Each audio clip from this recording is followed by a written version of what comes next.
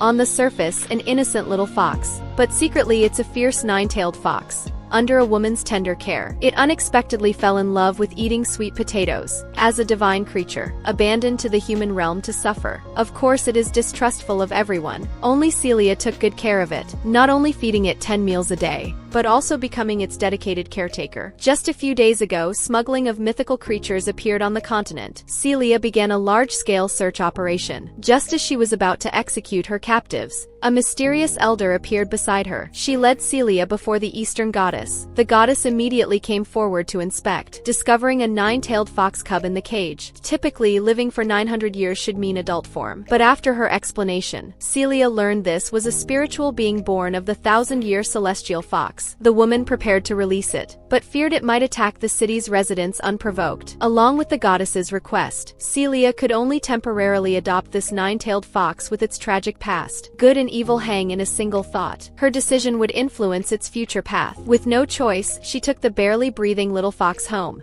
After training ended the next day, Celia was still torn, whether to use holy water or herbs to heal it quickly. But her thoughts were interrupted by the vice captain behind her. The man stammered, searching for conversation topics. With urgent matters at hand, Celia left after just a brief chat. Returning home, Celia discovered the nine-tailed fox's condition was worse than yesterday. She began to worry about whose help she should seek. Finally, Celia decided to bring in the healing mage from her team, but was immediately refused by Zura, who claimed she would never treat a demon's injuries. She even wanted to throw the little fox out. After Celia's countless pleas, Zura quickly understood the principle that beauty equals justice. She reluctantly approached the nine-tailed fox. With just one glance, Zura was instantly enchanted. Fortunately, the woman broke the spell in time. Zura complained bitterly to Celia. The little fox became interested for a moment, making strange cries, as if wanting to join their conversation. To Zura, this seemed like an attempt to talk back. Perhaps feeling a kindred spirit, Celia beside her fell into silence, looking at the usually imposing knight captain. Zura found herself in a dilemma, deciding to repay the debt of once saving her life. She reached out to open the cage, taking the nine-tailed fox in her hands for closer inspection. The little creature gradually became frantic, but soon under Zura's careful healing, the agitated little fox finally lay down exhausted. Before leaving, Zura didn't forget to sigh that the captain was too naive to agree to adopt a nine-tailed fox that feeds on spiritual essence. But Celia didn't mind. She'd rather be hurt herself than let the city's people suffer. After Zura left, the woman looked at the weakly breathing little fox, reminded of her own tragic childhood. She reached out to touch it. They felt each other's warmth. Celia whispered softly. She decided to let it leave after reaching adulthood, so she advised the little fox to work hard at becoming a spiritual being and make friends with some beautiful fox maidens. There was a reason for Celia's overflow of maternal love. Before her umbilical cord was cut, she was abandoned in the suburbs by her family. Fortunately, a kind priest brought her to an orphanage. It was a rundown and miserable place. Though sometimes hungry, life was relatively harmonious. But one day something strange happened to her. As a curse appeared on her arm, people branded Celia as a monster. Everyone watched as the priest dropped holy water on her arm, causing a violent reaction. They all decided to find ways to eliminate her. But any child who tormented Celia would meet with misfortune. In the end, nothing could be done. From then on, Celia could no longer fit into the children's world. Perhaps her family abandoned her because of the curse too. Suddenly a soccer ball flew towards her. Several little brats began to insult her. The girl with holy power wanted to fight back. But thinking of the priest's threats, Celia, with nowhere to go, could only give up struggling. The cold words kept stabbing at her heart. Now Celia had transformed, but the curse still grew as savagely as ever. To survive and to get closer to the truth, she relied on Sola's holy power to become a holy knight. After enduring pain through the night, the next day Celia got up early. The nine-tailed fox's wounds had gradually returned to normal. The woman marveled at how strong the little creature's recovery ability was. Hearing this, the nine-tailed fox started barking complaints. Celia brought a bowl of clear water. This immediately caught the nine-tailed fox's interest. It sniffed cautiously again and again, afraid the woman had put poison in the water. After much consideration, it still didn't drink. It seems Zura was right. This little one's personality was really difficult. The woman extended her hand, showing she would never harm it, then suddenly picked up the little fox. After struggling for several minutes, the little fox seemed to compromise. It looked at Celia with a tsundere attitude, suddenly seeing the window open behind the woman. The little fox darted quickly. This unexpected move startled Celia. The woman turned to follow its steps. At the critical moment, Celia caught the nine-tailed fox trying to escape, but by now the nine-tailed fox had lost lost its reason. It bit the woman's hand. Celia didn't struggle, still patiently teaching the little fox. But the nine-tailed fox's nature was ultimately that of a demon. It showed its frightening claws, throwing a tantrum on the woman's body. A scar appeared on Celia's delicate face, but under the woman's constant soothing, the little fox gradually calmed down. As punishment, Celia put it back in the cage, and informed the nine-tailed fox, as long as it didn't try to escape, there would still be chances to get fresh air tomorrow. Then brought the water bowl inside. But the nine-tailed fox seemed unimpressed, turned its head and pretended to sleep. Looking at the stubborn little thing, the woman's thoughts wandered. Quietly left the room, only after Celia had completely gone did the little fox slowly open its eyes, looking at the tempting clear water before it. Caught in a difficult choice, finally reason won over desire. At night, the woman finished her day's work. She was still troubled about how to feed a nine-tailed fox, but no matter what, today must be successful. Learning from past lessons, Celia no longer dared to put her hand on its head. The psychology of past abuse might fuel its malice. She suddenly asked the knight behind her if he had ever trained beasts or pet dogs. Hearing this, the man immediately said he had trained a large golden retriever. That creature especially loved hunting. Surely they couldn't let the nine-tailed fox go hunting. The man also mentioned that puppies all love walks and sweet potatoes. This taste preference left Celia stunned. Would that creature like to eat sweet potatoes? When asked about the wounds on her face, that Sundara, Celia immediately denied. Hearing this, the vice-captain secretly smiled. Returning home, Celia immediately went to the nine-tailed fox's room. Sure enough, it still hadn't eaten anything. She hesitated, holding dozens of tons of sweet potatoes, hoping this time it would successfully eat. This was also a game between the two, to see who would be more Sundara. So far, the little fox was winning. It showed no interest in sweet potatoes at all. Could it be that it was too stupid to know this was food, thinking it was a toy bought for it? Or maybe it wanted to be hand-fed? With these foolish thoughts, Celia coaxed the little fox to eat the sweet potato in her hand, but it smashed it with one paw. Such great strength. Seems it has plenty of energy without eating. The woman began to clean up the battlefield. The stubborn little fox once again extended its claws, inflicting a second round of damage on the woman. Just like a stray kitten we just brought home, Celia immediately covered her wound. The professional habits formed on the battlefield had already made her accustomed to this. Quickly bandaging herself, the little fox in her hands fell into painful memories. The repeated abuse from before, endless whipping and torment, made it no longer trust humans. But it slowly felt this woman before it was different, even somewhat similar to its own mother, perhaps from excessive shock.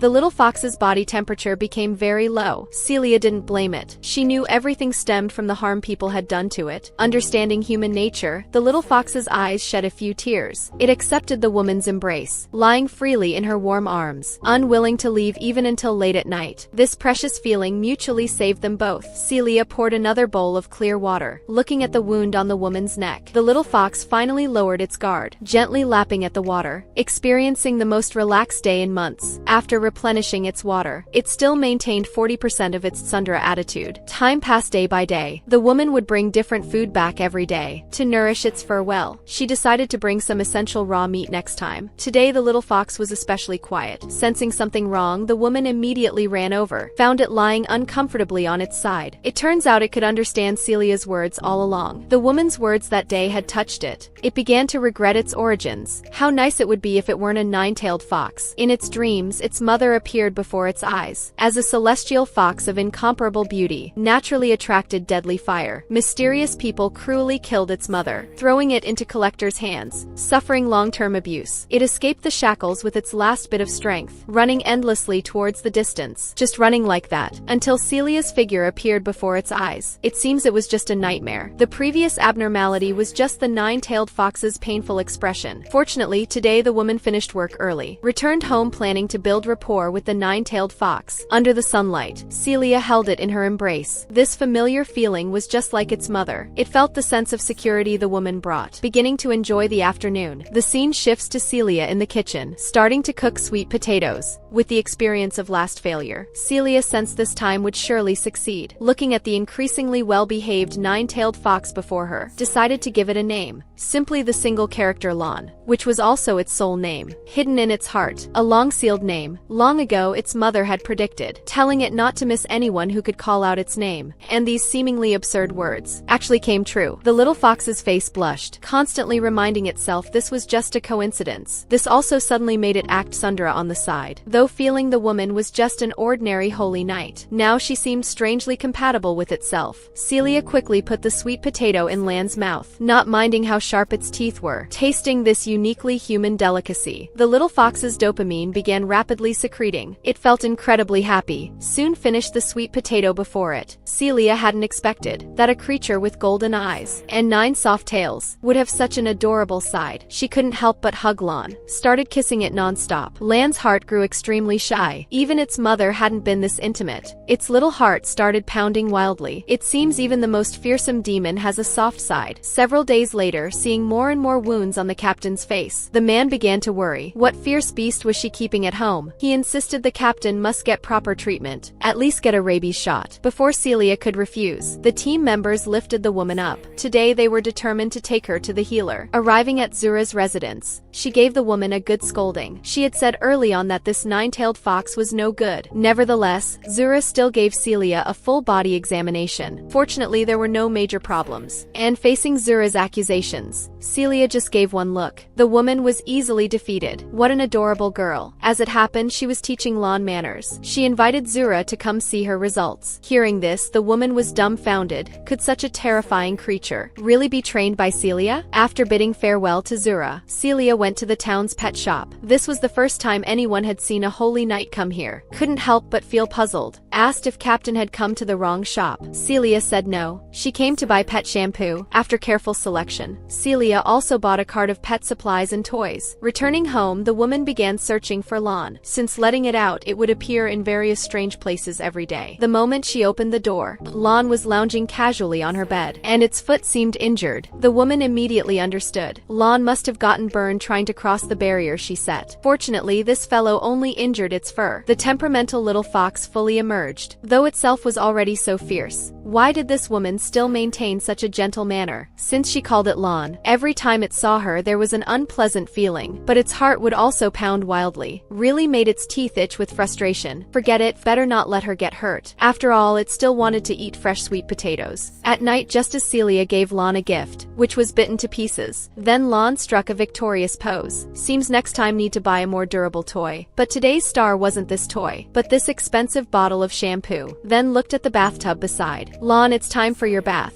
As a handsome male, to be scrubbed in a bathtub by a mere woman. This made Lan feel unprecedented discomfort. Before the foam on its body was rinsed clean, Lan escaped the bathtub at 180 miles per hour, thinking it had luckily escaped. Unexpectedly, the speed was too fast to brake, crashed straight into a shelf nearby. At the critical moment, Celia arrived in time, using her weak body to bear it all. This made the mischievous Lan freeze, looking at Celia with a guilty face. But the woman didn't blame it. Instead, worried first about the little fox's safety. This time Lan no longer refused, letting the woman help rinse the foam from its body. Soon Celia dried Lan's fur, but its body was still shaking, perhaps not yet recovered from the recent accident. While things weren't looking good for Celia either, her ankle was seriously sprained. The woman simply treated the wound, limped back with some snacks. This made the little fox feel very guilty. Had no appetite to eat. Lan leaped down from the sofa, ran to Celia's side, gently licking Celia's wound to provide some warmth. But this was misunderstood by the woman, severely scolding the 9-tailed fox. Must never think about eating humans. Even if lacking spiritual energy, it's not allowed. So she got up, preparing to stew some sweet potatoes to nourish the little fox. Lan whimpered worriedly, but Celia took it as urging for food. With no choice, the woman brought a chicken for the 9-tailed fox to eat. This wild imagination left the little fox speechless. Meanwhile, a mysterious man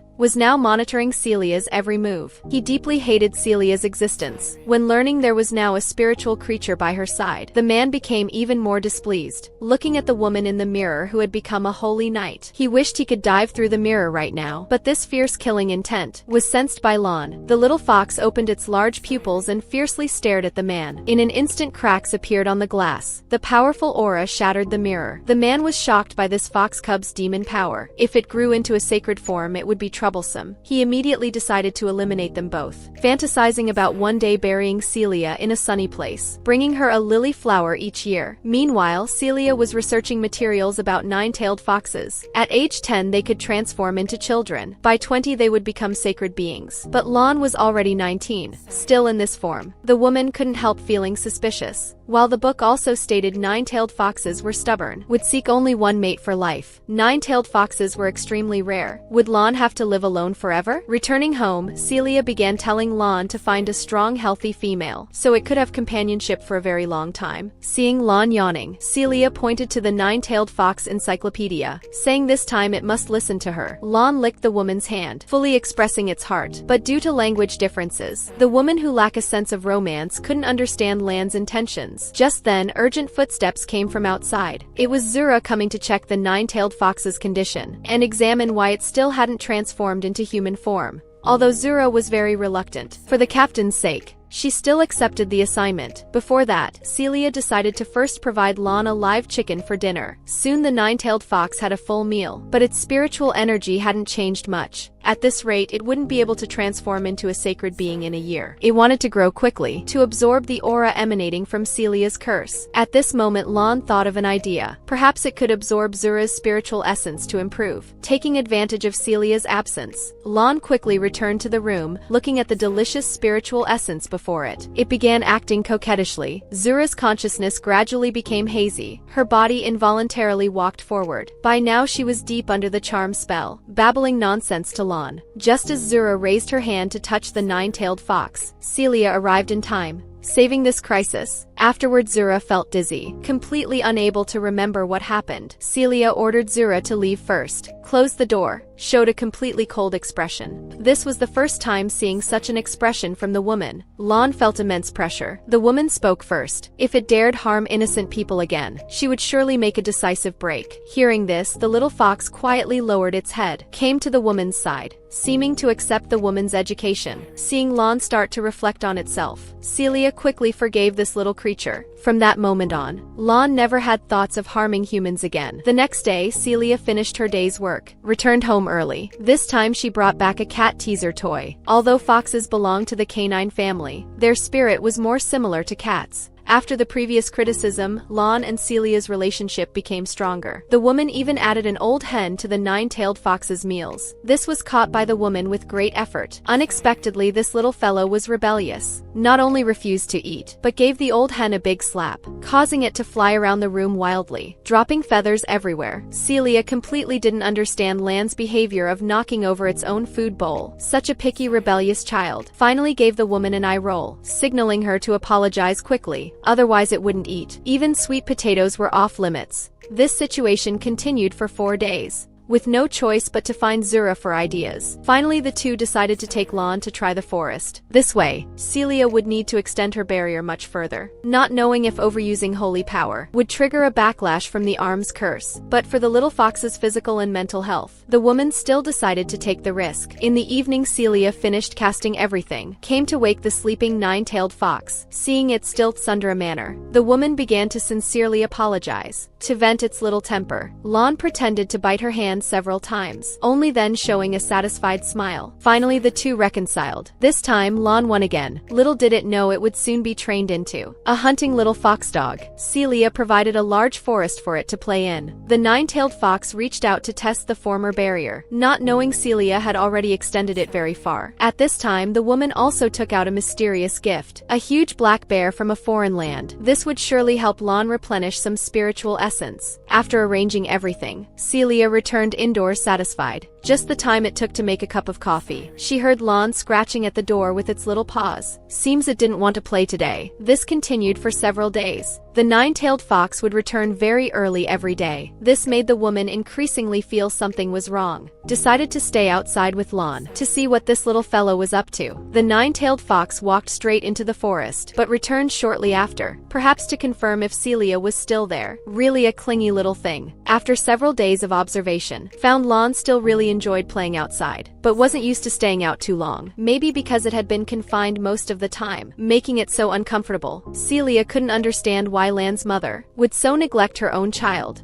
Thinking back to when she first met Lon, it was completely unapproachable. Even touching its neck would cause a strong reaction. Could its failure to transform into human form be related to these experiences? At this moment, Lon strutted back from the forest, with something strange in its mouth. This fellow actually brought back a gift for her. Celia felt very gratified. The little one's hunting skills were quite good. She really hoped she could live harmoniously with Lon forever. The next day, Celia was inside, secretly enduring the pain brought by the curse, perhaps due to the barrier. The pain was more intense than usual, making her lost in hallucinations. The people who once called her a monster appeared before the woman. Just then urgent knocking came from outside. The woman pretended to be fine and composed herself. It was the vice captain coming to report. Large numbers of monsters had appeared in the northwestern mountains. The guards responsible for surveillance had all perished. The curse attack plus the monster's appearance left Celia overwhelmed. But as captain, she still chose to head to the front lines. Meanwhile, in the holy temple of Kayana, the barrier stone showed abnormalities. The sola divine object responsible for protecting the continent lost its power. The clergy were struggling to maintain the barrier, but it would soon collapse completely. The man suggested contacting the saint, but was refused by the elder. He believed Goddess Sola's incarnation was supreme, should not be questioned by mortals. But now the world was in chaos. As the Silver Lion Holy Knight captain, Celia also indicated through battle reports that only clergy could fight large-scale monster attacks now. At this time, internal issues arose among the clergy. The saint was harshly educating the man who questioned him, saying he would make Julio's pay for his recent words and actions. Now, the saint had made the barrier stone like this, blamed it on the guardian's lack of reverence, not reporting problems to him first, instead going to the Pope. Just like that, Julio's was confined for a month by the saint, but everyone under him ignored his orders. Even the Pope pleaded for Julio's, until the saint began to anger. Did they reluctantly take Julio's away? This strengthened the man's determination to expose this fake saint. Although he bore sacred marks, he definitely wasn't the true saint. Meanwhile, the Pope also gradually became aware. He secretly ordered Alanto to contact the other guardians. They must find the true saint no matter what. As a pillar of support, they must take responsibility for this world. On the other side, Celia had eliminated most monsters, but was troubled by a rescued boy. It turned out the knights saw he was transformed from a demon, but all felt sorry for this crying child. Celia raised her blade before him, without any hesitation in her eyes. With one strike, black blood splattered on the woman's beautiful face. Little did she know the evil energy below her feet was secretly seeping into her body. At night, Celia returned home. Lon was lounging comfortably on the blanket. Although the woman opened the door as quietly as possible, the nine-tailed fox wouldn't wake up. Celia naturally wouldn't miss this opportunity, kept stroking it. Lon seemed to enjoy it very much. This was clearly different from the book's description of nine-tailed foxes. This silly little fox didn't seem interested in absorbing her spiritual essence at all. More like a puppy, silly and cute. However, Lon sensed something. Instantly fled 800 meters back. Celia was stunned, tried approaching Lon again. Now the curse on her body spread out. The woman endured the pain, planning to get some of Lan's favorite food from the kitchen. Soon Lon came over. Today's snack was turkey slices. Lan's appetite opened up. At this time, Celia asked a soul-searching question. Why haven't you transformed into human form yet? You're already 19. The nine-tailed fox heard this, its face turning pale. Seeing this, Celia quickly explained she was just concerned about Lan's health. The next day, a guardian came to visit Celia. This made the woman very puzzled. Generally, guardians wouldn't easily leave the saint's side. Mordis came this time to execute a secret mission. She gave the phoenix feather to the woman to measure and explore traces of the saint outside the camp. Don't question this work. Just find someone with shoulder scars who can withstand the phoenix's burns. Soon, the guardian who assigned the task left. Celia also went outside the camp to handle matters concerning werewolves. They found wolf pack traces in the grass, but the wolf's target this time wasn't them. It was a little wolf cub before them. Celia drew her holy sword and leaped up, dispatched these demons in a few moves, landing perfectly with a victor's pose. Now the wolf cub was curled up in its family's embrace, without any trace of wanting to harm people. However, the next moment the wolf cub transformed into human form and hugged Celia, begging the woman to take it away. The knight beside was about to slay this wolf cub, but was stopped by Celia on the spot. There are crossroads before all beings in the world. She wanted to guide the wolf cub onto the right path. Vio kept howling for Celia to adopt it, saying its mother was killed by its tribe, viewed as a disgrace for believing there were kind humans. If only she would adopt it, it would surely repay this kindness in the future. Celia reminded the little wolf cub to put on clothes first, so she could conveniently take it back. The man kept reminding Celia that historically the Holy Country only raised outstanding rare dragons, never raised wolf before. Celia still did as she pleased. If the knight knew she was also raising a nine-tailed fox, how shocked would he be? The moment they returned home, the nine-tailed fox had already sensed something. It stood up solemnly, in a state of bewilderment, looking at the wolf cub beside Celia. What identity to share the same nest with itself? Immediately pounced towards the little wolf cub, preparing to launch an indiscriminate attack. Recently, Celia brought a wolf cub home.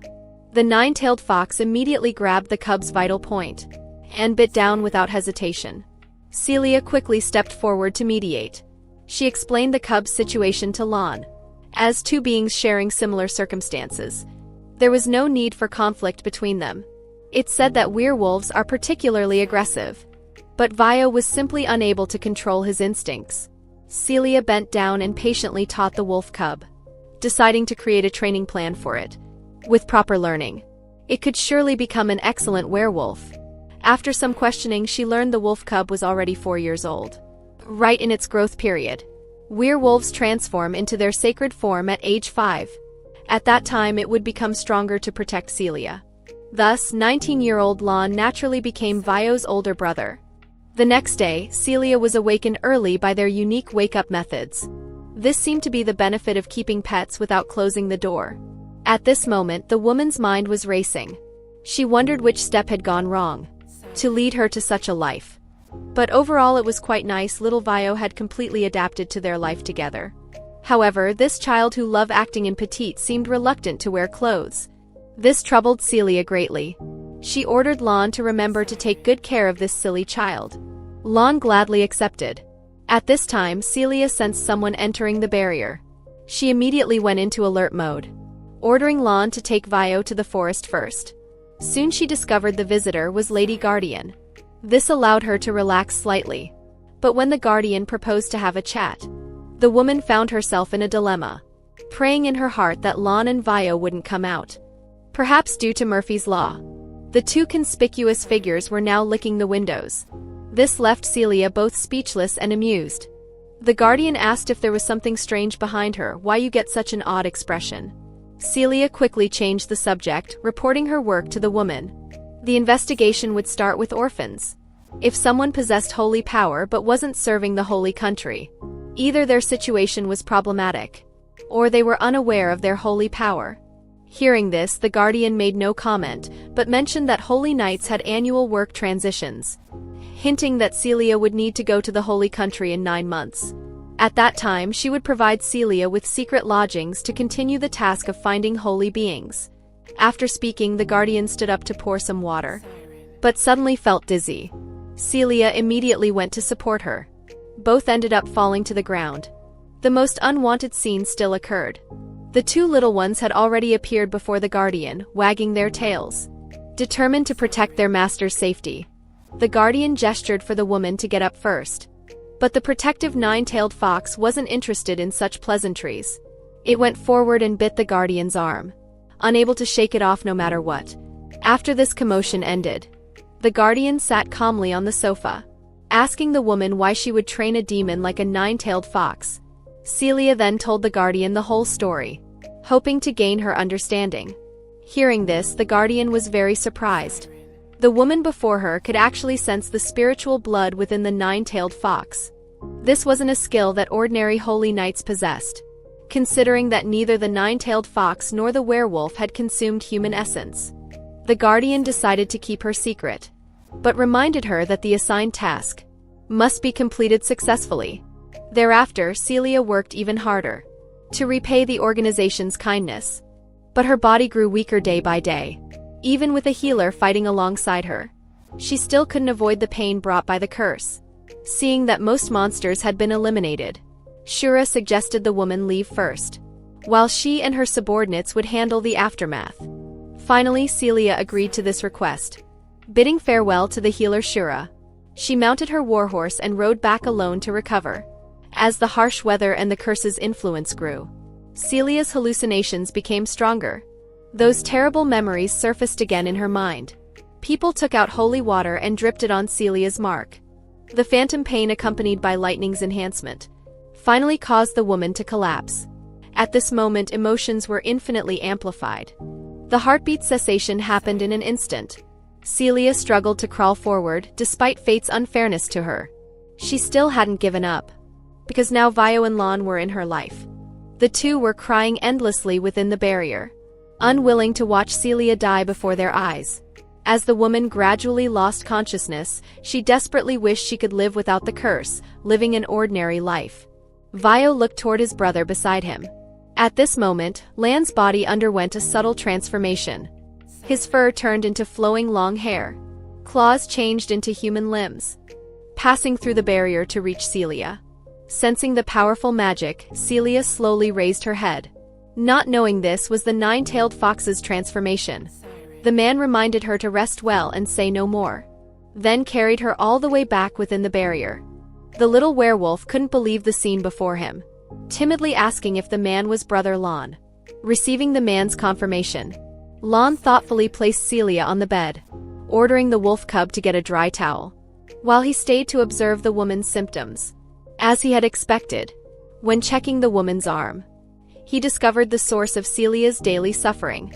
Just as he touched the mark, Celia, in a weak voice, stopped Lon, warning him to beware of the curse's corruption.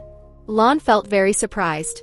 The red mark before him was rapidly consuming the woman's holy power. Although Celia struggled to stay conscious to cope, it was still in vain. If this continued, Celia would surely be in danger. After careful consideration, the nine-tailed fox bestowed one of his stored spirit pearls to the woman. At this time, Celia was waking from her sleep. She tried hard to recall everything that happened last night. Only faint fragments of memory remained. The nine-tailed fox reminded Celia not to move around yet, to eat some breakfast first to replenish her strength. Then brought out 2 smoked ham sandwiches prepared by Shura. Celia clearly felt somewhat uncomfortable. Lon, transformed into human form, was unexpectedly handsome. She had thought he would appear more childlike, perhaps from staring too long. Celia actually became shy, asking Lon why he suddenly took this form. Lon explained that he was considered quite young, mainly because the nine-tailed fox clan's sensual appearance concealed their true age. Hearing this, Celia immediately corrected him, saying in her eyes Lon would always be that cute little fox. At this time, the wolf cub was replenishing his energy for staying by the woman's side all night. Though now Celia didn't want to eat, she felt very uncomfortable in her stomach. The woman tried hard to suppress the pain.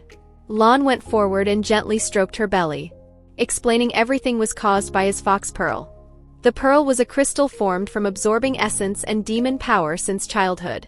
Something so precious. Celia demanded Lon take it back. You'll die without it. You must keep it first. But right now her stomach was really uncomfortable. This feeling continued even during work. There was even a sense of nausea. The perceptive Shura froze, quickly asking if the Knight Commander might be pregnant. This caused the Vice Commander nearby to explode. Shura immediately went forward to check Celia's pulse, but was rejected by the woman.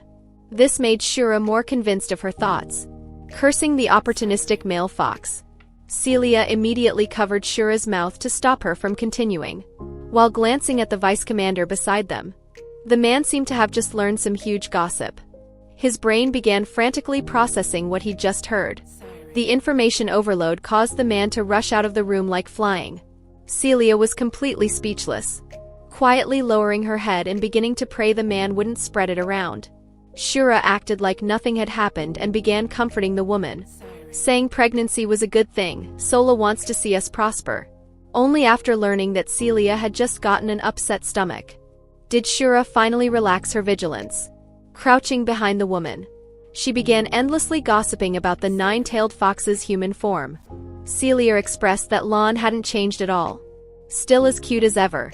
Despite this, Shura still suggested they separate after reaching adulthood.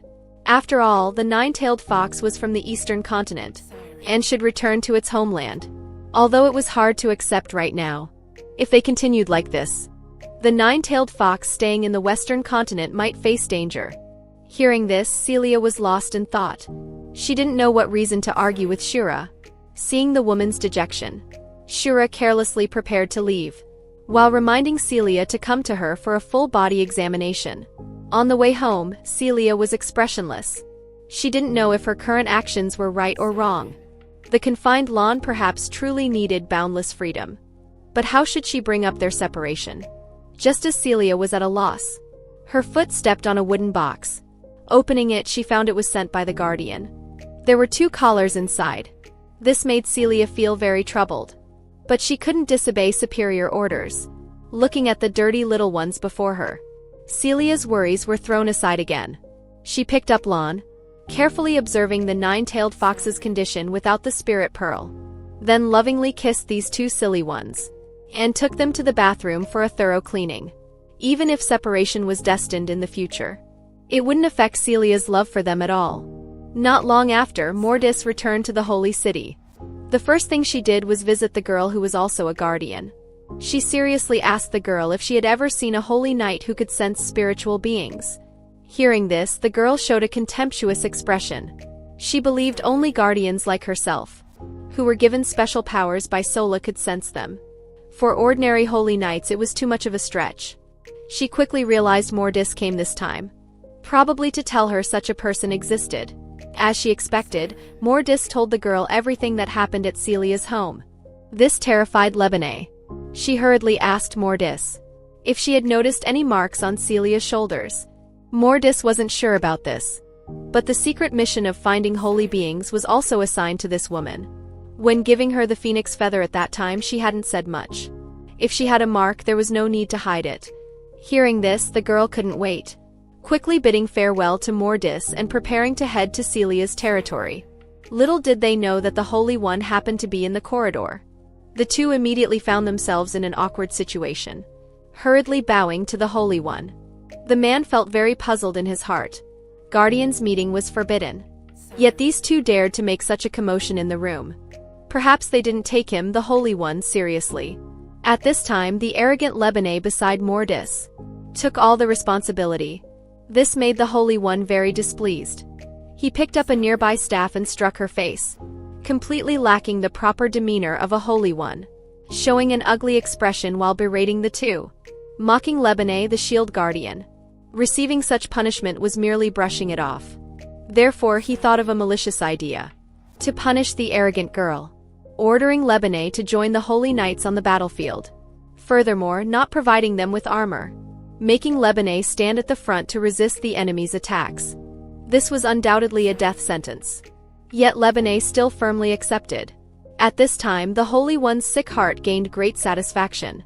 But he still remembered that fugitive guardian Ulix, who doubted his identity, vowing to catch him back for slow torture. Meanwhile, Celia was leisurely enjoying the afternoon sun, completely unaware that danger had silently approached. The 9-tailed fox looked up at the sky, making sounds to alert everyone to be vigilant. Celia ordered Lon to protect the wolf cub, while she went alone to check the forest. They pulled back the bushes to discover the visitor was Guardian Lebanais. Celia quickly welcomed the guardian warmly. She couldn't understand why all the holy country's important figures kept coming to her. At this moment, the girl suddenly started acting coy, claiming she needed to recuperate and required protection, asking Celia to ensure her safety. Hearing this, Celia gently refused, stating she couldn't leave her territory. Lebanais still persisted, begging Celia to go to the hot springs with her. Obviously, Celia wasn't falling for this. She couldn't dump all the troubles on the vice commander, while going off to enjoy a vacation. This would violate the mission Sola had given her as a holy knight. Hearing this, the guardian's face began to darken. Despite this, Celia still maintained her principles. She only wanted to complete Mordis's assigned tasks and protect, then gave the guardian her farewell. Seeing that Celia wouldn't yield to either soft or hard approaches, Lebanais said she would leave tomorrow, requesting the woman to let her stay one night. This made Celia very conflicted. Lebanais directly stated that she already knew about the werewolf and 9-tailed fox, not to worry about this issue, and also wanted to see the 9-tailed fox's beauty. Must be as cute as herself, looking at the girl's harmless appearance. Celia led her to the courtyard. Lebanais felt very surprised. Although the 9-tailed fox before her had 900 years of cultivation, it looked only about 20 years old. Truly gifted. the spiritual beings that even she had to close her eyes and concentrate to sense. Could this woman before her be even more sensitive than a guardian? Soon night fell. To satisfy the guardian's request for a bath, Celia personally took the woman to the bathroom. Lebanon took the opportunity to ask if she could bathe together with Celia. Before the woman could refuse, the girl pulled Celia along. She was already eager to remove the woman's clothes, to verify her suspicions. Just as she was about to forcefully act, a large hand from behind lifted her up. It was Lon in human form. "You suspicious person. What exactly do you want to do to Celia?" Just as she was about to reveal Celia's identity, the guardian was lifted up by the killing intent-filled nine-tailed fox. Lon demanded she answer the true purpose of her visit. But this unreasonable behavior was quickly stopped by Celia. Lon, like an obedient cat, released the guardian, returning to nine-tailed fox form, curling up in Celia's embrace. The woman carefully taught that they couldn't be so unreasonable to guests, ordering Lon to take Vio back to the bedroom first. The guardian was left awkwardly standing alone. Celia deeply apologized to the girl, saying she wasn't good at bathing with others. If there was nothing else, she would return to her bedroom to rest. Hearing this, the girl no longer forced the issue. Being here already, the guardian lazily lay in the bathtub while enjoying the warm steamy flow, thinking about what method to use to make Celia remove her clothes without seeming strange. Things seemed far more difficult than imagined. Over these few days, the guardian tried various methods. First, in the deep night, she quietly snuck into Celia's bedroom, planning to take advantage while the woman was sleeping. Lebanon decided to directly lift her clothes to check. Just as her plan was about to succeed, the nine-tailed fox's paw pressed down on the girl's restless hand, then immediately issued a warning to the guardian. The next day, the persistent Lebanon crouched early at the woman's door using the guardian's unique keen hearing, waiting to catch Celia off guard during her clothes change, but was blocked by the nine-tailed fox. Lon angrily jumped onto the girl's body, ensuring she saw nothing. In the afternoon, the girl passed by Celia, pretending to fall, trying to tear at Celia's clothes. But force works both ways. Lon prevented all this suspicious woman's actions from the other side, including stopping the woman's attempts to get Celia wet. The guardian was caught in a loop. As long as this nine-tailed fox stayed by Celia's side, she would never accomplish her goal. Meanwhile, Celia returned home with severe injuries. Lebanon immediately came forward to ask why she didn't go to Shura for treatment. Celia said there were too many injured people and she didn't want Shura to work too intensively. Why wasn't she called for such a battle? As a guardian, she should have fought alongside them. But Celia explained that today's extermination mission was good training for the members. Only by becoming stronger could the guardian more securely protect the Holy One. But Lebanon didn't understand. As the most resilient guardian, why did Celia really think about protecting a mere shield? And as Lebanon said, she was the Empire's hardest backup. If she fell, the Empire would surely face a major crisis. These words left the girl deep in thought. Once before the monster invasion, almost everyone said the same to her. But as the battles intensified, people often thought about sending her to die on the front lines, being used by countless people, suffering endless attacks from monsters. Even the Holy One instilled in her a concept: only by properly enduring pain could she become the most excellent shield. And now only Celia truly cared about her, protected her, this hardest shield. She strongly suggested the woman take off her clothes first. Just as the guardian was about to act, Celia used her last bit of strength to stop her. The woman didn't want to reveal her secret. She feared that with her curse, she could no longer be Sola's knight. But setting aside Celia's identity for now, if not treated promptly, the guardian feared the condition would worsen. Lebanon sincerely begged the woman, swearing she wouldn't care about whatever she saw. In just a few words, Celia quickly lost consciousness and fell asleep. Lebanon took the opportunity to remove her armor. The evil aura emanating from the woman's shoulder filled the entire mansion. Lebanon instinctively took out the holy water she carried.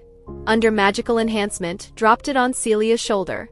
Soon Celia's heart-rending cries of pain echoed throughout the manor. Lebanon comforted the woman while struggling to maintain the treatment. Tonight was destined to be extraordinary. Celia remained unconscious for a long time. Lebanon stayed by her side. She drew the curse's evil chi into a bottle for later research into a complete cure. But she still couldn't understand why these extensive burns and evil aura appeared on Celia's body. These accusatory words reached Lan's ears. Lebanon quickly explained to the nine-tailed fox. She wasn't questioning Celia, but more worried about the curse on her. She sincerely didn't want the woman to suffer like this again. So she must investigate thoroughly. Early the next day, Celia slowly opened her eyes, finding herself completely exposed on the bed. She immediately realized the guardian must have discovered her secret. Her former self didn't even dare go to the healing ward. Celia tried carefully to recall what the guardian had said last, but couldn't remember a single word. Now she felt utterly desperate. She began imagining everything that might happen in the future. In her vision, she ran endlessly, wanting to escape but finding herself wandering in place. Recalling her failed first half of life. No warm family. Not even a single close friend. If she abandoned everything, what would happen to the wolf cub and Lon? Meanwhile, Vio was following his sister's previous teachings, getting medicine for Celia from high places using a chair. This left the nine-tailed fox feeling somewhat helpless. Looking at the suffering Celia on the bed, Vio decided to live in human form. This way he could take care of his sister and share some unnecessary troubles for her. The nine-tailed fox also thought the little wolf cub made sense. The beast form was very troublesome. Even wiping sweat for Celia was difficult now. It seemed future life would be quite anticipated. The next day, Lon heard intense arguing outside the house, slowly opening his eyes, only to see Shura ignoring the vice commander's obstruction, insisting on going to Celia's room. She hadn't seen the commander for 2 days and was now extremely anxious, fearing something had happened to the woman. However, as she had expected, the moment she entered Celia's room, her suspicions were confirmed. She urgently called out, "Commander," but received no response. Instead, it was the nine-tailed fox who came to greet her. Lon no longer had its previous arrogance, constantly acting spoiled on the woman's leg. The more it did so, the more confused Shura became. Until the little wolf cub Vio appeared, tears in his eyes, begging the woman to save his sister. After Shura's further healing, the woman began endless complaints. She hated how Celia pretended nothing was wrong, fortunately hadn't collapsed on the way back. Celia was criticized into speechlessness, not daring to say a word, though the words were ice-cold and piercing. In Celia's eyes they were so gentle. Realizing her mistake, Celia began sincerely apologizing to Shura. Shura said to save those words for the little ones, if not for those beasts helping to feed medicine to the commander. Perhaps the woman would already be on the way to heaven. Seeing Celia's face no longer had its usual toughness, Shura finally showed a satisfied smile. However, the next second the woman struggled to try to get up. Frightened back by one of Shura's cold glances, her body had just begun to improve. Shura demanded the commander rest well in bed. Would only leave after the woman was completely asleep. The rest would be left to the nine-tailed fox and wolf cub. Now Shura completely trusted them. Celia wanted to deeply thank Shura, but was mistaken by the woman as preparing to argue against what she said. Seeing Shura so irritable, Celia could only obediently close her eyes, secretly saying thank you to her. Watching Celia gradually fall asleep, Shura quietly left the room. The next day, Celia, whose injuries had healed, met the vice commander on the road. He was holding Shura's medicine to pass to the woman, instructing the commander to take it promptly. Currently observing the woman's body had no vitality. Taking medicine and resting were the most urgent matters. Celia thanked and bid farewell to the vice commander. On the way home, Celia had a vague feeling something was wrong. Several days had passed since the guardian discovered her curse. As expected, she would soon be arrested for questioning. Perhaps the moment she saw the guardian would be the moment her life ended. At this moment, Murphy's Law mysteriously triggered. Lebanea's voice came from behind. Celia turned to look. Besides the two known guardians, there was also a mysterious man beside them. It seemed her life would hang by a thread today. Little did she know the nine-tailed fox was observing everything happening here, ready to act for the woman at any moment. Lebanea anxiously asked about the woman's current injuries, but was mocked by Mordis behind her, asking if she was planning some strategy to act so friendly. Lebanea immediately shot back. "Mordis, I advise you not to be too cold. Those who don't know might think we're here to arrest Celia."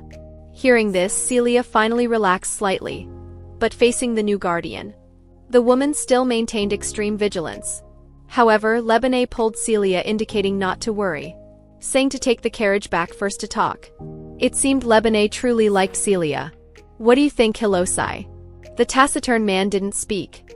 As the fifth guardian who hated humans, he had recently received Mortis's invitation. Hilosai clearly stated he came to save animals. The woman promised to build a rescue center for him. If she deceived him, he would mercilessly kill both the Holy One and Mortis. And as Mortis had predicted, Hilosai remained exceptionally calm upon meeting Celia, who could sense spiritual beings. It seemed the guardians all had inexplicable trust in Celia. But suddenly Hilosai began growing increasingly agitated. It was because Mortis's flashing glasses made the man uncomfortable. Then Mortis made 3 rules with Hilosai. No matter how much he disliked humans, he was not allowed to suddenly attack Celia. Hilosai quickly stated this was impossible.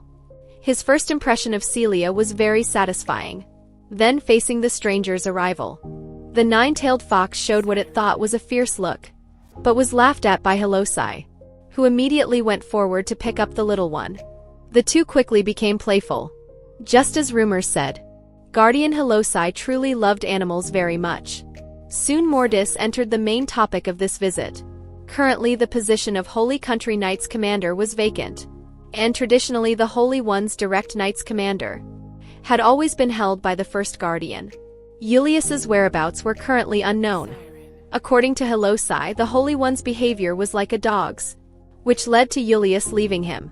Though crude, the words hit the nail on the head. This visit was also to have the woman serve as temporary direct commander. Hearing this, Celia immediately refused. She was very clear about her abilities, completely unable to take such an important position.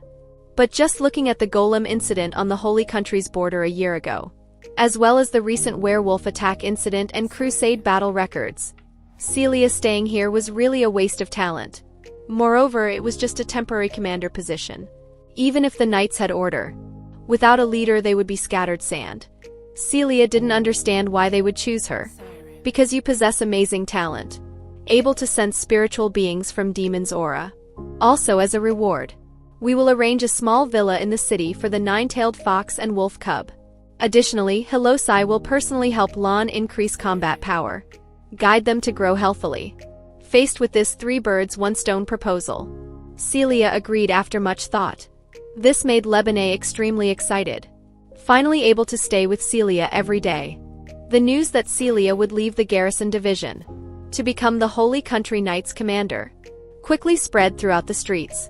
The vice commander even visited early, congratulating the woman with a face full of reluctance, sighing that the Holy Country finally recognized Celia's abilities. After a series of rainbow fart praises, Celia couldn't tell for a moment if Eric was so excited because himself was being promoted to commander. Originally thought this rushed decision would make everyone very angry, but seeing several men crying about it outside the door, Celia finally relaxed a bit. Soon night came. Returning home, Celia began packing. Regarding becoming the Holy Country's Knights Commander, she clearly hadn't made proper preparations. This worried appearance was discovered by the arriving Lebanet. She encouraged Celia not to worry, after all the commander position had been vacant for a long time. The knights also knew it needed to be filled quickly. They had previously protested, stating except for Julius, they wouldn't acknowledge anyone as their commander. But now circumstances required it, having someone was better than no one. This had become their current thinking. Hearing this, Celia quickly asked the Guardian, had the Holy One agreed to this? Lebanet said there was no need to mind that foolish man's decision. He was desperate for a temporary commander to protect him. At that time, just smile and pretend to be submissive to him. Even if war broke out in the Holy Country, he wouldn't let the knights leave him. Just a truly complete coward. At this time, Celia had developed some aversion towards the saint. But for the sake of Lon and the little wolf cub's healthy growth, she had to accept the proposal of becoming the interim captain. Additionally, Celia had one last doubt.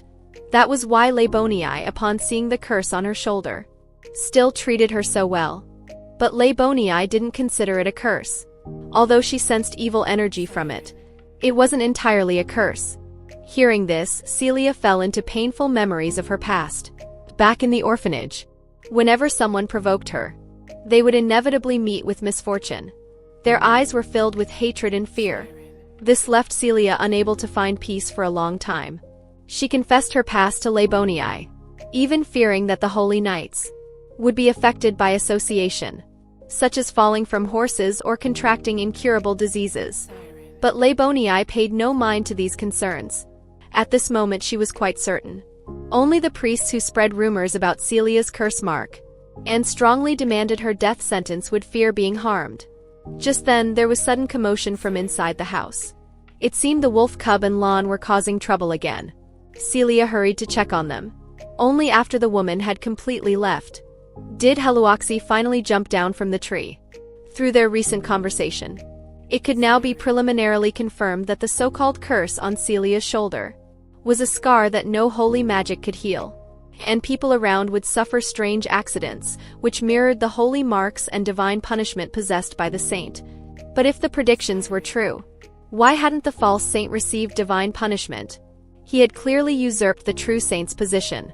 The will of the gods was beyond their comprehension. Just as Labonii was speaking ill of the saint now, yet still stood here perfectly fine. It seemed all the truth was about to come to light. Both of them greatly anticipated Celia's performance in the holy country. Ever since Labonii first met Celia, she had taken an exceptional liking to her, sincerely hoping she was the true saint. At this time, a man was criticizing the guardians for bringing in a captain without their consent. This was undoubtedly an offense. In their hearts, no one could replace Ulix. At worst, he himself could step up to lead the team. But Mordis shut him down with one sentence: "Although I admire your abilities, you're still far from qualified to become captain of the Holy Knights." Hearing this, the man lost his confidence. Mordis immediately stepped forward to continue persuading, expressing her appreciation for the man's loyalty. But a country cannot go a day without a king, nor an army without a commander. Moreover, Celia was only coming to serve as an interim captain. The man gradually lowered his guard. At present, he could only accept Mordis's proposal, having heard that Celia was a brave and skilled female knight, whose command and personal abilities were no less than Ulix's. He actually hoped to meet this person the guardians so strongly recommended. After dealing with this troublemaker, Mordis began to worry about Labonii's performance. At this moment, the two had already appeared before the Holy Knights. Celia couldn't help but break into a cold sweat. The men before her all looked very unfriendly. Yet Labonii seemed carelessly looking around, as if everything was going according to her plan. The long-awaited chef finally appeared. She knew exactly how to win these men over. Before capturing their hearts, she needed to capture their stomachs. After all, those who eat your food become more amenable. Faced with the temptation of delicious food, the knights' stern faces showed signs of softening. At Labonii's command, the knights began eating meat and drinking wine heartily. Seeing the time was right, Labonii began introducing today's protagonist. She specially added that Celia had admired Ulix since childhood, stating that the woman would wait here with everyone for Ulix's return. Hearing this, the knights' composure immediately crumbled. They came before the woman with excited greetings, while Labonii cheered from the side. With their coordinated effort, Celia finally gained some acceptance from the knights. Everyone shouted Celia and Ulix's names loudly, raising their cups to celebrate finally escaping their long-suppressed lives. Celia gradually blended in. She had thought that apart from her former knight order, she would never connect with others again. This was all thanks to her current helper. But she still couldn't understand, even after seeing the curse on her shoulder, why they still unhesitatingly recommended her to become captain of the Holy Knights. Soon night fell. Celia brought Lon and Vio to their new residence. The nine-tailed fox seemed quite uncomfortable wearing a collar. Celia gently picked Lon up, carefully explaining the stakes involved, to avoid unnecessary trouble for the woman. Lon understandingly accepted. Looking at this empty, luxurious villa, Celia couldn't help but wonder. The Holy Knights' housing seemed far too aristocratic. It seemed the saint was indeed quite different from what she had imagined. No wonder the guardians and Pope were jointly seeking a new saint. But quickly, rationality took over her mind. As a mere pawn, she shouldn't have such excessive thoughts. Obeying the saint was her duty, but what the woman didn't know was that fate's scales had already tipped clearly. Not long ago, the growing Vio, in order to stay close to his sister, claimed he wanted to learn swordsmanship, requesting Celia to take him to the training grounds. Celia initially wanted to refuse on the grounds that the little wolf was still too young, until she turned to look. Only then did she realize Vio had unknowingly grown into a 2-meter-tall young fellow. Seeing that his sister no longer objected, Vio confidently stated he would disguise himself as a gentle wolf, following right behind his sister, never transforming into human form unless absolutely necessary. This was also a survival technique the Guardian had taught him about disguise. Under Vio's persistent pleading, Celia finally agreed. Unexpectedly, the results were quite good. Coming to the training grounds, Vio quickly gained 2 fans. They couldn't help but marvel at the new captain's charm, being able to keep these 2 little ones quietly sunbathing here. But there was one thing they couldn't understand. That was why the new captain, Celia, always maintained such a cold expression. Just as the woman was about to explain, a stern voice of criticism came from the vice captain behind. He questioned why these 2 knights weren't training but hanging around here, who had given them permission to play, ordering them to run 100 laps as punishment, then criticized Celia that as captain, how could she watch team members playing around casually? This was absolutely inappropriate. Just as the man was about to continue expressing his opinions, Vio suddenly stared blankly at the vice captain, raising his hand to gesture him to calm down. At this moment, the man actually appeared somewhat shy. But he still hadn't given up on criticizing Celia. Celia not only didn't mind the man's rudeness, she even developed some fondness for him. She deeply knew everything the man said was for the Holy Knight's reputation. In everyone's eyes, the Holy Knights were indeed the strongest. But they were also the most fond of eating, drinking, and merrymaking. He didn't want these negative words to ruin Ulix's hard work. The man's visit this time wasn't to give Celia a hard time either. He stated that the saint wanted to summon the new captain. Hearing this, Celia handed the docile Lon to the man's hands, ordering him to look after these 2 little ones until she returned safely, then went alone to the saint's mansion. The oppressive atmosphere made Celia short of breath. With the saint's permission, Celia successfully entered. The man was currently savoring grapes with an air of enjoyment, looking at Celia's new face with amusement, completely lacking any dignity a saint should have. The man ordered Celia to come sit, inviting the woman to eat fruit. Unsurprisingly met with refusal. Faced with Celia's stunning beauty, the saint harbored improper thoughts. Couldn't help but sigh that the woman could easily live off her looks. Why insist on wielding a sword to become a knight? These frivolous words made Celia extremely uncomfortable. At this point, the saint changed his tone, returning to the main topic, formally extending an olive branch to the woman. Meanwhile, the 9-tailed fox and little wolf were sleeping soundly in their new home. A dark shadow suddenly descended in the night. Heluoxy, who thought he possessed invincible lightness skills, was instantly exposed before the 2 divine pets. The 9-tailed fox alertly questioned Heluoxy's purpose in coming. The Guardian didn't waste words with it, indicating that following him out alone would reveal all. Lon, wanting to resolve his doubts, briefly bid farewell to Vio, quickly following Heluoxy outside. The pale moonlight shone on Lon. At this moment, he was vastly different from his docile daytime appearance, looking exactly like a dangerous predatory demon. According to Heluoxy's knowledge, 9-tailed foxes absolutely cannot be tamed by humans. But Lon oddly followed Celia's words so obediently, to the point that his current form remained so small. Just consuming a bit of animal essence daily wasn't enough. He needed to take the 9-tailed fox out for some supplements. As the human closest to animals, he naturally knew the quickest way to resolve beast instincts. Hearing there were delicacies to enjoy, Lon also trotted along following Heluoxy, who had painted quite a picture. If he couldn't get real sustenance, he would definitely kill him tonight. The 2 quickly stopped on top of a building. Heluoxy guided the 9-tailed fox to use his sense of smell to sense the human scents in the air. Lon quickly did as told. But there were some strange odors, completely different from Celia's scent. Heluoxy indicated this was correct. Like Knight Celia's kind people, who possess good and pure souls, their scent would be very pleasant, once consuming their essence. The nine-tailed fox would become a complete demon, while those drunkards who emit disgusting odors represent those about to die, just like durian smelling awful, but exceptionally tasty, and most importantly wouldn't cause oneself to fall into demonhood. This was exactly what he needed right now. This way he could accelerate his cultivation and easily transform into human form to protect Celia.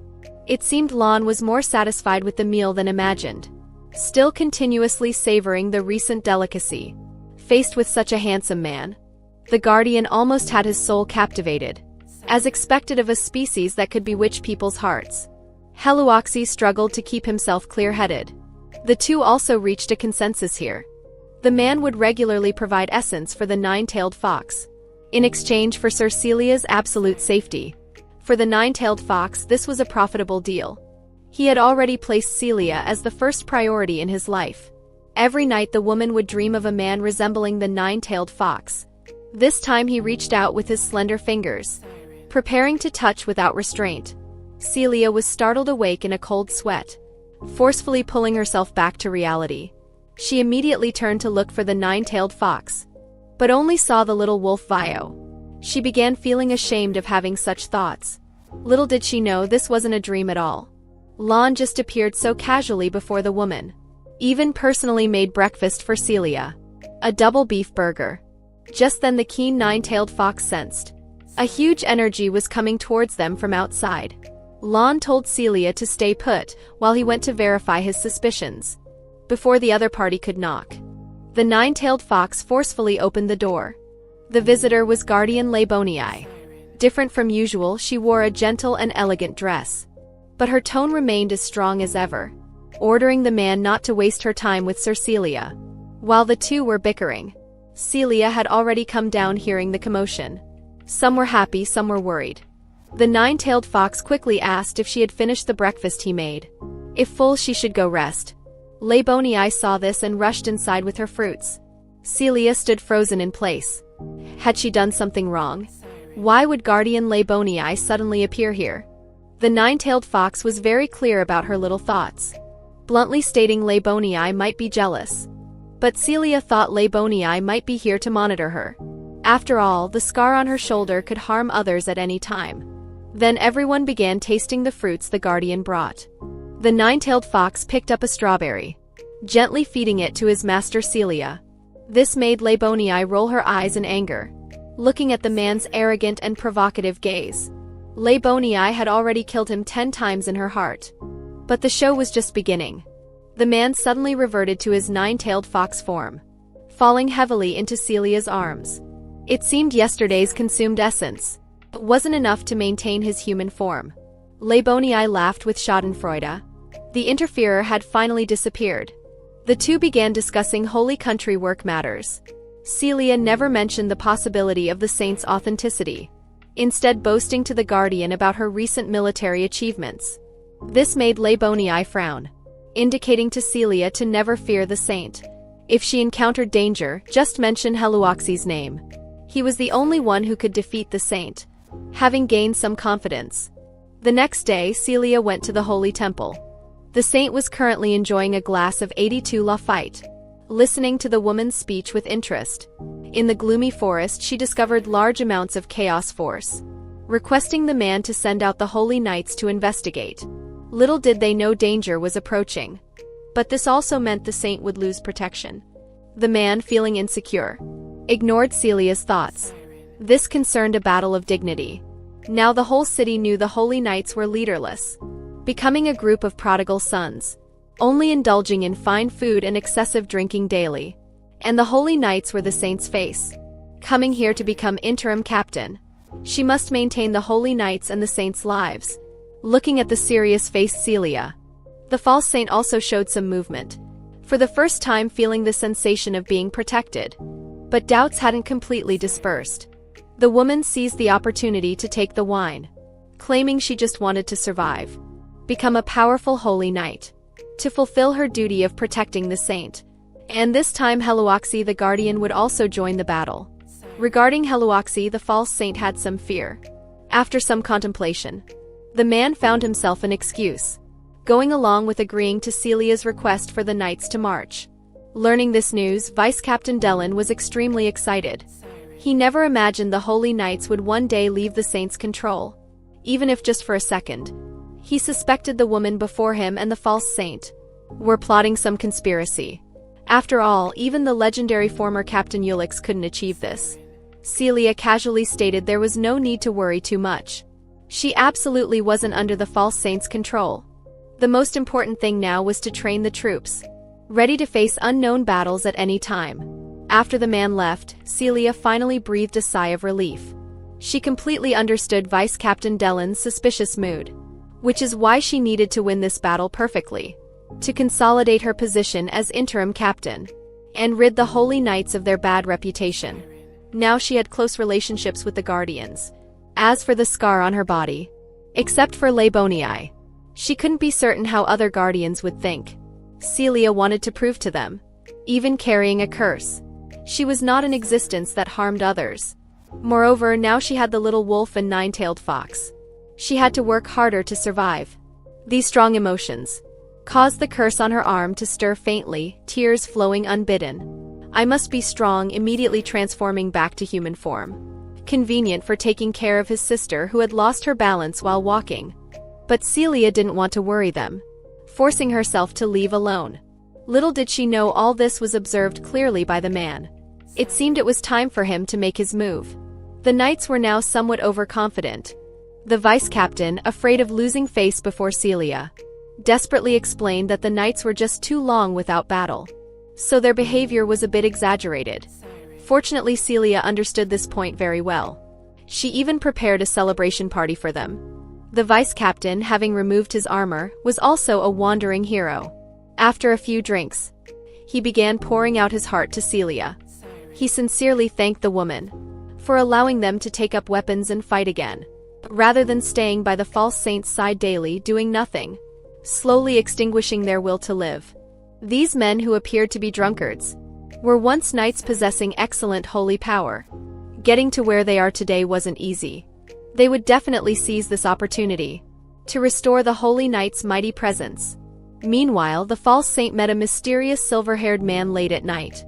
It turned out his ability to sit in this position was completely thanks to Lord Seymour's grace.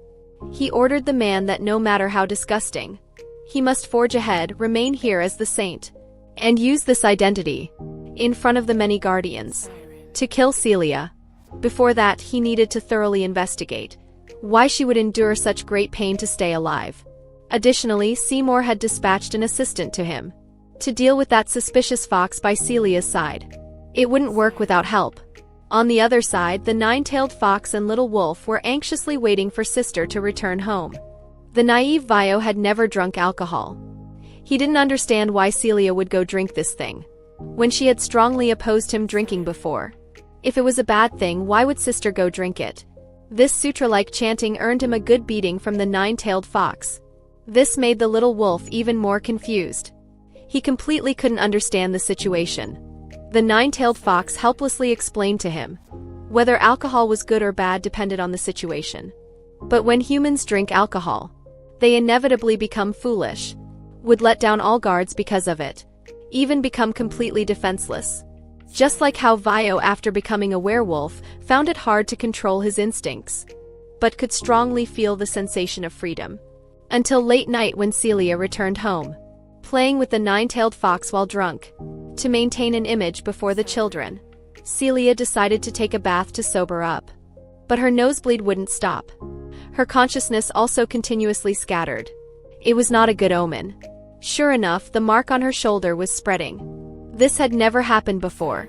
Sensing the smell of blood, the nine-tailed fox kept knocking on the door.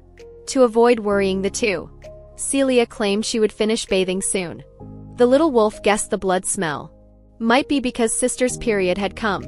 While the two weren't paying attention, Celia quickly lay down on the bed, at his sister not petting him before sleep. Vio felt very strange. The nine-tailed fox also immediately went forward, discovering the bead he had previously left in Celia's body was gone. That was 19 years of essence. Could it have been absorbed by the evil mark on her shoulder? There must be someone plotting behind this. Vio was very angry. He would definitely kill the person behind this. But now anger was useless. The urgent matter was to save Celia. The nine-tailed fox has decided to go off the beaten path in order to save a dying woman. The 1,000-year-old nine-tailed fox transformed into human form, coming to Celia's sickbed. He briefly checked the woman's injuries, ordered Vio to close the door, then grabbed Celia's neck himself, slowly reaching upward, until touching the woman's pale lips. Only then did he stop his movement, the fragile aura emanating from Celia now, continuously tempting the nine-tailed fox to suck. Lon remembered the Guardian's previous warning, never to be seduced by Celia's scent. The better such humans were, the more delicious they were. With slight carelessness, one would become intoxicated and cause disaster. The nine-tailed fox struggled to control his beast nature, forcing himself to calm down. Then, leaning forward with his strong body, the distance between them only 0.01 millimeters. Then, slightly opening his mouth, sharp fangs revealed, spitting out a faintly visible blue spirit bead, flying directly before Celia's face. Under the demon power's enhancement, the blue bead turned into a bewitching purple. This was the incredibly precious fox bead. To Lon, it was as valuable as his life. But now this was the only way to save Celia's life. Under Vio's witness, their lips pressed together. That was something only lovers could do. Soon the fox bead was delivered into Celia's body. Lon instantly became weak and covered in sweat. After doing all this, the nine-tailed fox still didn't forget to carefully cover her with the blanket. At this moment, Vio thought about how Sister would soon join the suppression battle. If she went with this body condition, she might die on the battlefield. The two immediately decided that no matter what, they would go along. They couldn't sit at home waiting for death. The next morning when Celia woke up, she only felt her body incredibly refreshed. Before she could think much, the two brought all their belongings, solemnly appearing before Celia, but were teased by Celia asking where the two were planning to go for a spring outing. When learning the two little tagalongs wanted to come along, Celia was obviously confused. And what confused her more was Vio's sudden embrace, as if particularly afraid of losing her, hugging tightly while even crying out. Was this cursing that she would definitely die on the battlefield? Little did she know Vio had poured out everything that happened last night. Celia finally understood. The energy in her stomach came from Lan's fox bead. She was very grateful for everything Lon had done for her. But it still couldn't become a reason to accompany her to the suppression battle. Because of what Lon did last night. It was precisely when he was weak. He should stay home to replenish essence. And Vio should stay to protect Lon. Rather than following herself, an experienced captain, Celia wouldn't allow herself to be so selfish. Just as several people were at an impasse, two guardians came uninvited, opening the room to check Celia's injuries. The woman panicked at this moment. She feared her shoulder curse would be discovered. In fact, Mordis already knew about this. She had even conducted an investigation for this. The two came this time also to solve this problem. Hearing this, Celia hadn't completely reacted. Before being pulled over by Labonii, thrown onto the sofa with a thud, she had witnessed Celia being tortured by the curse. That day she secretly extracted the dark energy harbored in the shoulder, commissioning Heluoxy to take samples to the magic tower to investigate the dark energy. Perhaps the magic tower also discovered some interesting materials. They quickly gave the guardians a reply. They discovered this energy wasn't a curse at all but chaos. If magicians excessively use magic, it occasionally leads to going berserk. That was a normal phenomenon. And all items left in places where berserk occurred, people called them chaos fragments, similar to chaos portals where monsters are born. But generally they would quickly disappear. Yet the chaos on Celia's shoulder was actually parasitic. None of them really understood chaos, including the magic tower master. What could be confirmed was that wherever there were chaos portals in the world, monsters would definitely be born. The one who understood chaos best was undoubtedly the person behind Celia. What had troubled her entire life wasn't actually a curse. Then that painful childhood. What was it all for? Once afraid of people seeing the curse. Afraid of being dragged to the stake. Living each day in terror. Desperately distancing herself from everyone to live a lonely life. It was all deliberately arranged by someone. Celia struggled to stay calm but still trembled all over, ready to emotionally explode at any moment. For magicians who frequently went berserk, chaos was common knowledge, although it shared some similarities with monsters. But when chaos disappeared with time, they would again become like normal people. So it wasn't counted as a rare condition. Learning the truth, Celia didn't say much, using her imminent battle as an excuse, politely requesting the two to leave. She needed to process years of contradictions. Le Bonii didn't want to let her bear it alone. She held Celia tightly, declaring she would stand by Celia's side no matter what. Watching the two's departing figures, Celia's hatred for those behind the chaos had reached its peak. Just what kind of person would push her into the abyss? Why must they kill her? But regardless of the other party's purpose, Celia would never forgive. Her killing intent was almost bursting through the screen. After some discussion between the two, they decided to go to the training grounds in the afternoon. At this time, everyone was preparing for the upcoming battle. They had received Celia's temporary notice, rising from dawn to train until now. It seemed the captain was quite angry, so several people also put away their usual lazy appearance, not knowing what had happened to her. But compared to the previous captain, this interim captain's angry appearance was terrifyingly cold. At this time, two uninvited guests came to the training grounds. In everyone's eyes, Vio and Lon were just a silly wolf dog and a cute nine-tailed fox. They hugged and petted them frantically as soon as they met, not knowing at all how terrible they could be when enraged. These fools didn't look very smart, completely unlike people who could persuade Celia, plus the difficulty of communication due to their forms. This plan seemed to have failed. Now it seemed only Zura could help. Vio used his keen sense of smell to lock onto her scent. The man beside her hadn't noticed at all. Vio had now entered hunting mode. Lon used mental communication, continuously calming Vio down, telling him to stay cool. At this moment, the vice captain was talking with Celia inside. She suggested they should head to the battlefield immediately. Otherwise, if those behind this made any moves, all matters would become passive. Meanwhile, outside, Vio was almost at his limit.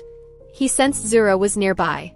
His body burst forth with unprecedented energy, really wanting to rush before the woman immediately, while Zura just glanced from afar, seeing the magic power pervading. Immediately ordered team members to release Vio, then went alone to where Celia was. Zura came this time on Mortis's commission. She worried that with Celia's current physical condition, going to the battlefield would be dangerous, and also putting two threats at home. They had almost gone berserk outside just now. After all, the two little ones were monsters. Brutal killing was in their bones. If left in the city, if anything happened, it would be complete failure. If she hadn't stopped it in time, Vio would have just bitten the team member to death. Learning of this, Celia was also confused. Finally, after Zura's persuasion, Celia had no choice but to agree to take the two little ones along. It seemed she hadn't thought this through properly. Zura took the opportunity to suggest to Celia that in the future, if she had any troubles, remember to discuss them with her. After all, they were intimate friends. Even the team members and Mortis thought so. Then Zura ordered the woman to take off her clothes, wanting to do a full body examination right now. The two who succeeded finally showed long-absent smiles. In any case, the goal is achieved. But somehow it felt like something was wrong with Zura. Celia led the team members, beginning final preparations for the suppression battle. The saint suddenly appeared at this time. This made the vice captain feel very surprised. The one who used to ignore the Holy Knight's concerns now showed such care for this battle. Something must be amiss. The man claimed he was a bit worried about the Knight Order, so he had equipped them with an outstanding pharmacist. That was Muya, the right-hand man of white-haired Seymour. But nobody knew his true identity. This put pressure on Zura. The two great pharmacists would surely spark fireworks. Celia wanted to refuse, but the saint suddenly leaned to Celia's ear, claiming this was destiny, and also care for Celia. Please don't defy him. Soon everyone set out. Celia took out the chaos map provided by Mortis, successfully reaching the designated location. The killing intent coming from ahead made Celia make a temporary decision to set up camp. Tomorrow they would officially begin the suppression. Team members were full of confidence, determined to achieve great merit and return triumphant, not feeling nervous at all. This also made Celia breathe a sigh of relief, showing a gratified smile. Soon night fell. The camp received two uninvited guests, Heluoxy and the new guardian Arabia. Celia immediately bowed to them. Arabia hurriedly waved it off. No need to be so formal. First meetings were rather stiff. Heluoxy reminded everyone to sit down with a red face. This confused the nine-tailed fox and Vio, using thousand-mile sound transmission to secretly discuss Heluoxy, the hateful fellow, actually pretending to be human. Dating here. But since they were all animals, Heluoxy could also hear the two little ones' thousand-mile sound transmission, roaring at the two little ones, "Shut up." Fortunately, Celia and Arabia couldn't hear, so Heluoxy naturally didn't bother with the two little ones. After everyone was seated, Arabia first introduced her identity. As the guardian of the purification staff, she had the ability to close chaos portals. This time she came to help Celia complete the suppression battle, more importantly to examine the chaos on Celia's shoulder. Celia immediately took off her clothes, revealing that long-sealed chaos. Arabia carefully observed. Chaos of this degree, if attempted to purify, might cause very serious injury. After all, the chaos and Celia had become one. Plus chaos would devour life force, eroding the heart until complete death. This meant Celia would forever have to stay with the chaos until the end of her life. This made Celia very unwilling. Guardian Arabia also felt very regretful. But quickly, Celia still forced a smile, meanwhile thanking Heluoxy beside her for thinking of her and bringing Arabia to help. Looking at the man's blushing face, the two little ones couldn't help but mock him.